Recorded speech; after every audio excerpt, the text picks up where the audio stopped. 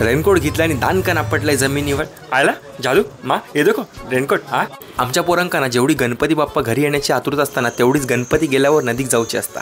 मग काय पेटीतून शस्त्रा काढल्यावर निघाला नदीची मोहीम फत्तेक. 2 दिवस पावसाचा जोर असल्यामुळे सर्वत्र चिखल होतो. ती एक म्हणा ना, कावळो बसाक आणि फांदी मोडाक. आम्ही नदीत पोचाक आणि पावसाचा जोर वाढाक. धबक्या पावलाने एक कुर्ली आमची नजर चुकून पळत होती. तितक्यात घोरपीन धाव घातल्यान.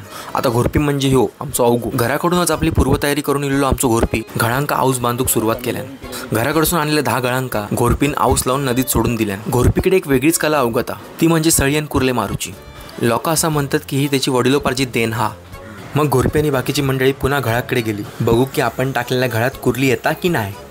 एकाच जागी स्थिर राहून आमका चावूक लागली मच्छर. मग काय, मग मामान काढल्यान शेणी आणि घालूक लागलो धग. फुकन फुकन मामा मेलो करमान. त्या क्षणी तर असं वाटलं असत की मेला फुकणी आणलं असतं तर बरा झाला असता. शेकोटी पेटूक एवढा मारा निघाला नसता. धग केल्यानंतर वाईस बरा वाटला. मच्छर पण तशी कमी झाली. पॅशन म्हणजे काय तर तुमका आता मी सांगतोय. आपल्याक माहीत असा की आपल्या उद्या मुंबईत जाऊचा, तरी पण ही रातभर मरत होती पोरा. ह्या का म्हणतात पॅशन. खाऊचा म्हणा नाही, पण एक वेगळीच मजा असता पकडूक. तो वेगळाच अनुभव हा.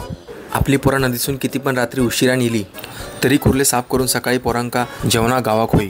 त्यासाठी आजी आणि बाबा नेहमी तत्पर असतात. आजच्या मिनी ब्लॉगमध्ये हेच थांबतंय आणि तुमका कधी लहर इली कुर्ले खाऊची तर येवा, कोकण आपलोच असा.